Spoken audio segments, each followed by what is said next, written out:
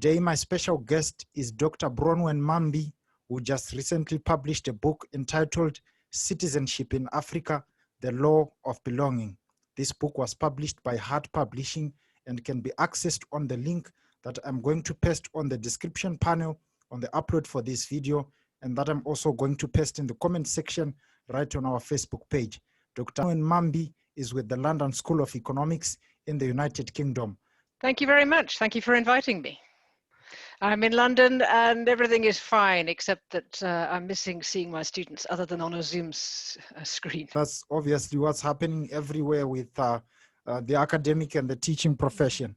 I'm very much happy to have you today to discuss your outstanding publication, Citizenship in Africa. My first question for you, your book provides a comprehensive exploration of national laws, if I can say, in Africa, placing them in their theoretical and historical context. And why are citizenship issues so important, and in what ways do they shape or impact the political economy of development?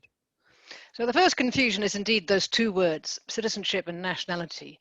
And there are libraries of books discussing the two and how they're different and how they may be the same. For international law purposes, it's the same thing. It means the legal recognition by a state that a person belongs to that state. Now, in other disciplines and in other contexts, citizenship very often has the idea of participation, of political engagement, whereas nationality might have a sense of ethnicity or family belonging or cultural belonging. But in the legal sense in which I'm using it in my book and in which lawyers use it, citizenship and nationality, same thing, and it means the recognition that you belong to a particular state. So it's a concept that belongs to the idea of states in the international system, and it's quite abstract in that sense. What is this? What is this? The state is already an abstract concept compared to one's family or community or whatever, and then the idea of that legal bond is itself abstract. But the reason why I wrote the book, which is an accumulation really of about 15 years work around these issues, is that so much of the, there's a lot of literature about conflict and political crises and ethnic tensions in Africa. And a lot of that agrees that the question of belonging, who is Zimbabwean, who is Congolese, who is Ivorian, who is Ethiopian, is at the center of quite a lot of conflicts. And yet a lot of the literature treats the law about who is Zimbabwean, who is Ivorian, who is Congolese, as not really that relevant to these conflicts. I mean, in Zimbabwe, there has been quite a lot of discussion about that, but it's been focused on the dual citizenship question, not on the broader context of the law. And really what I was trying to do is say, no, let's look at the law as if it mattered, or consider that if it does matter. And the conclusion of my book is that, well, obviously there are many other factors around politics in Africa, the political economy in Africa. Clearly, citizenship law is only a small part of that. But the point I wanted to make was that it's a relevant part, because there's so much scholarly discussion about primordial identities and the failure of modernization theory and all of those types of questions. And yet the law is somehow seen as being of only a relevance in the scholarship around this question discusses the law in, for example, European comparative context, but African scholarship has not engaged with the law in that way. So it was an attempt to see, well, what difference does the content of nationality or citizenship laws make in Africa to questions of identity and belonging? And my conclusion is it makes a difference in different ways, in different contexts, but it's an area of investigation that needs to be explored further. Mm-hmm. Wonderful. Thank you very much for that. You have had decades-long experience of researching and writing about citizenship in Africa, often at the behest of international organizations, for example, the Office of the United Nations High Commissioner for Refugees, and significant civil society donors and actors, for example, the Open Society Institute. Can you just briefly tell us about your experiences with research? What major observations did you make, and how are issues of state succession handled in Africa, and what can and should be done in relation to access to citizenship for refugees? Wow, three big questions there. So first of all, around research. I mean, my first real experience with research was working for Human Rights Watch. So I spent quite 11 years altogether working for Human Rights Watch, doing research in different countries, especially South Africa, which is where my family origins are, and Nigeria. I did a lot of work around the oil industry. But in relation to nationality and citizenship, that I started doing that work with the Open Society Foundations, and it was over the course of many years, in which a lot of it was actually going to meetings and being involved in discussions and engaging with work that African scholars had done as well.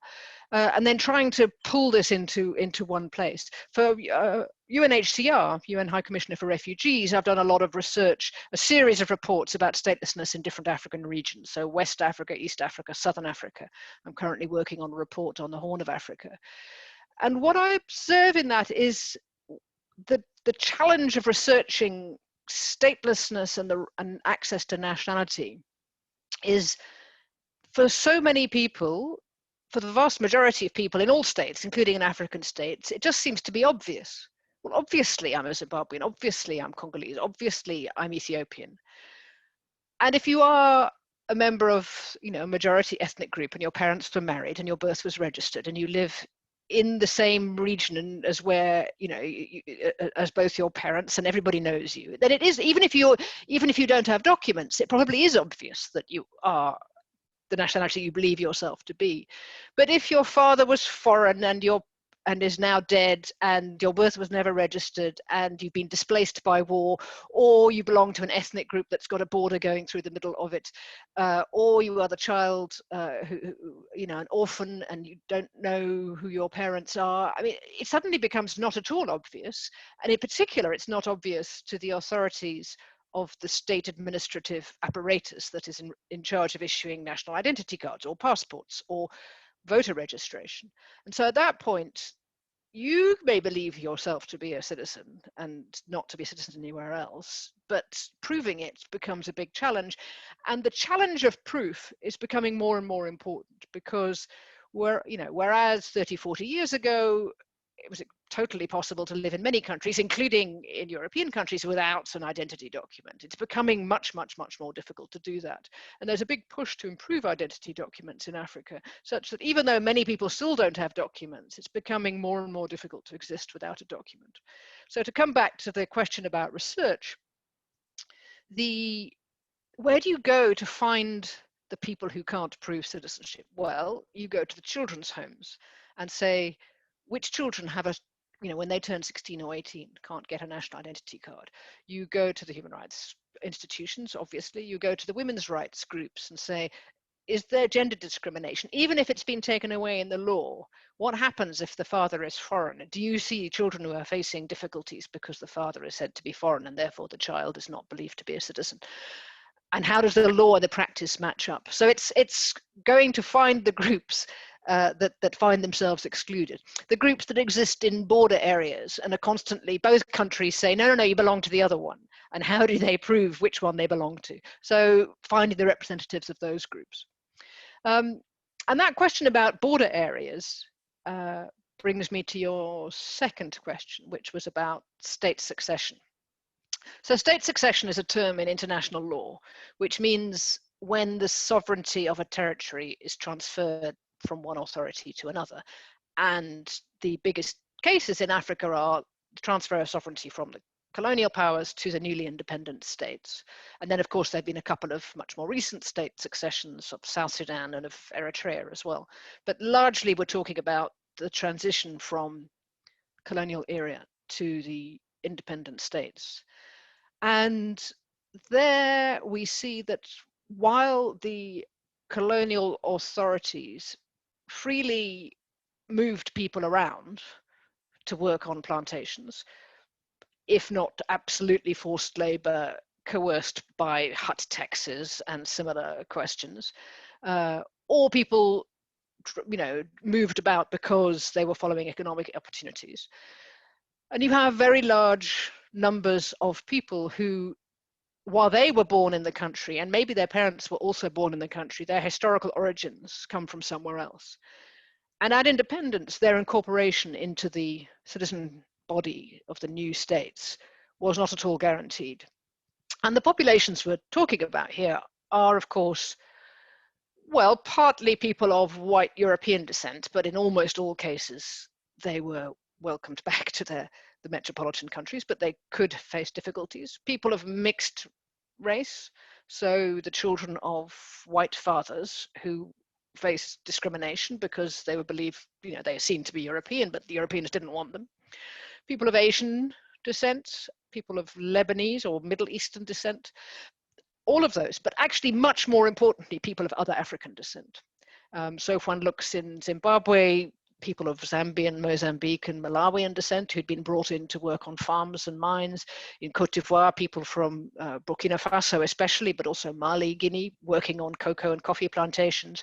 In Congo, people of Burundian and Rwandan descent working on plantations in Eastern Congo. And so the status of these populations is, has remained a key point of conflict in a number of African countries, and that's how was their status resolved on state succession, and how are they incorporated into the body since then, has remained a critical political problem in many African countries. And your final question was about refugees, and we have seen one country that has really made a very major attempt to integrate refugees. That's Tanzania. So more than 100,000 people of Rwandan, Burundian refugees from the period of independence and from around the 1970s from Burundi were offered and recognized, naturalized as Tanzanian. There have been a few other smaller examples of that in West Africa, a few thousand people in Guinea-Bissau, some Sierra Leoneans in Liberia. But for the most part, refugees find it almost impossible to naturalize in countries where they are refugees. And this, so long as they have a refugee card, if they are actually recognized as refugees, they may be okay. But once refugee status ends, so for example, refugee status that existed in Mozambique, in Angola, in Liberia, in Sierra Leone, in Rwanda has been declared over. Mm-hmm. And those people who used to be refugees are now, well, what? If they haven't, for one reason or another, gone back to their country of origin, and if they're not recognized with continuing refugee status, for which they would have to make a particular application, what is their status? And some of, you have Angolan refugees in Zambia for decades who Zambia actually, is giving them status, is not trying to persecute them in any way, but they're not recognized as Zambian. Mm. And yet, they've been there a very long time as legal residents. And the challenge of, well, what is their status? How do we recognize that? How do we deal with that question? It remains a conundrum. Mm-hmm. Mm-hmm. Oh, okay. Thank you. Thank you for that. What are some of the core ideas around the liberalization of access to citizenship? And do you think that international law can shape domestic law, in particular, the right to nationality? So the two main trends on liberalization of access to citizenship in the African continent are the same trends that one's seen globally, in fact. One is greater gender equality, and the second one is greater tolerance of dual citizenship.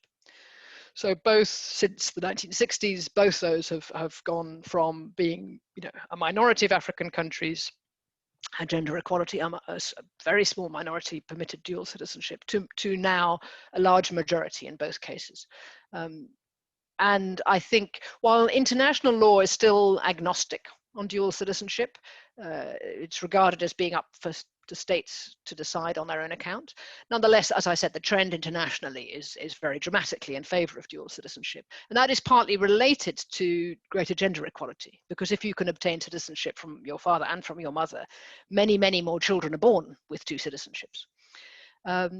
And on gender equality, I think we can definitely see the influence of international law, the influence of CEDAW, the Convention on the Elimination of All Forms of Discrimination Against Women, which was adopted in 1979 at the UN level, and also the Protocol to the African Charter on Human and People's Rights on the Rights of Women in Africa, which was adopted in 2003, has clearly had an influence on African countries in terms of moving towards greater gender equality. In other respects, however, we see to some degree a tightening of access to citizenship in African states. We see a trend away from allowing rights based on birth in the territory.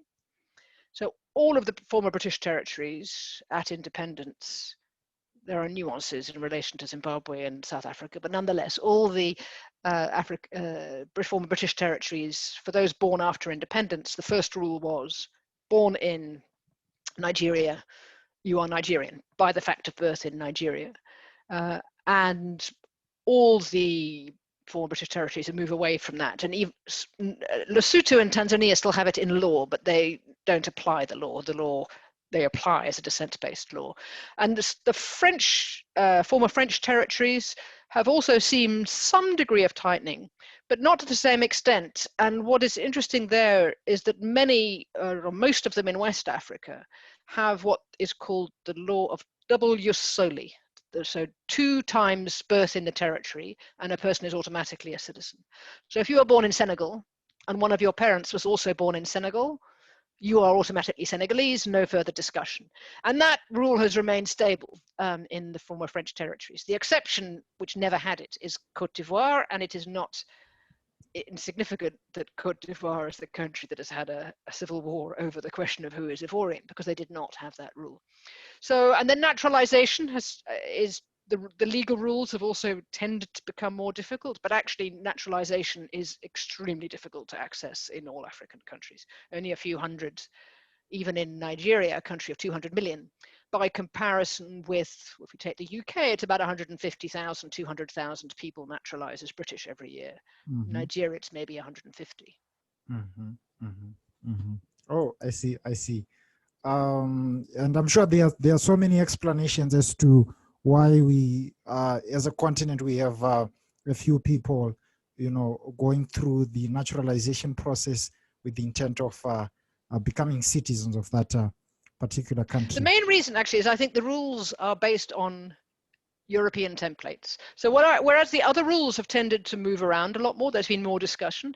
Naturalization, especially the procedures, tends to be very based on European templates, and it assumes that you have birth registration, that you have an existing passport, that you can prove your legal residence in a country with a permit, with an actual stamp in your passport saying you are legally present. Or that you have a statement of a clean criminal record, that you pay extremely high fees. It costs $5,000 to become Tanzanian. They waived that fee for the Burundian and Rwandan refugees, but that's I think the highest. But many of the others are several $100s, and that means the people who most need to be able to naturalize, it's just completely impossible because of the amount of documents you have to accumulate and the fees you have to pay. Mm-hmm. Oh, I see. Many young people in the political spectrum today are speaking in terms of the United States of Africa. Arguing that African people, both on the continent and then the diaspora, share not merely a common history, but a common destiny.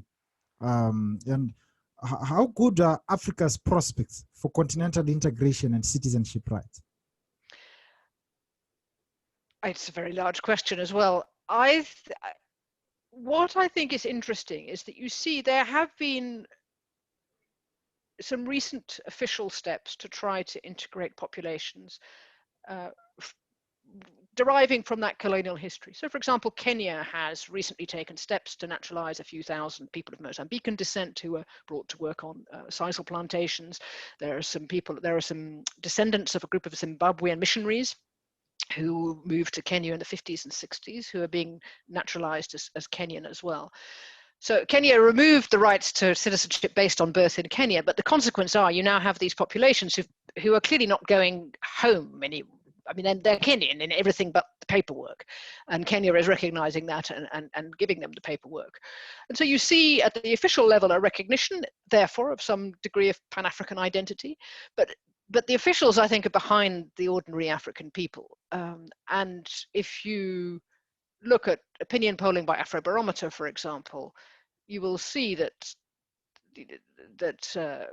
openness to the idea of citizenship based on birth in the territory, based on contribution to the country, is everywhere, with a couple of exceptional countries where citizenship has been most politically difficult.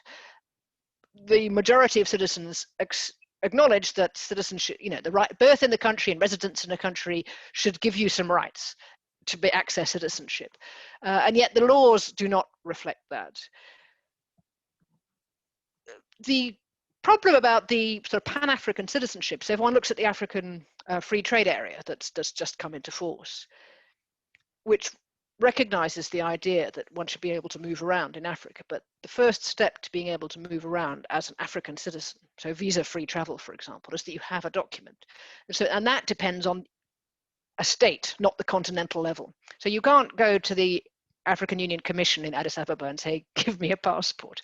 Mm-hmm. If you've got a Nigerian passport and you are working for the Commission, they will give you an African Union laissez-passer document. But you can't, as an ordinary Nigerian, get an African Union passport. It goes through the states. And that's the same with European Union citizenship, for example. It's also the same with ECOWAS citizenship. So ECOWAS is well known for having the most well-established zone of free movement.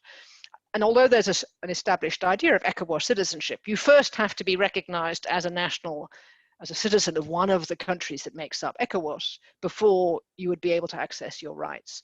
So that idea of continental solidarity, Pan-African identity, I think is very real in the imagination. It's part, the collective imagination, it's partly there in the politics, but it's not been recognized in the law. Sure thing. Thank you very much. I'm very happy to have heard you, Dr. Bronwen Mamby. Our viewers and listeners, Dr. Bronwen Mamby is with the London School of Economics, and this recent publication, Citizenship in Africa, The Law of Belonging, a book that was published by Hart Publishing, can be accessed on the link that I've just pasted on the description panel on our YouTube video and on the comment sections on our Facebook page. I'm very much happy to have heard you, Dr. Bronwen Mamby, and thank you very much and have a good day. It's a pleasure to have spoken. Thank you so much. That is wonderful.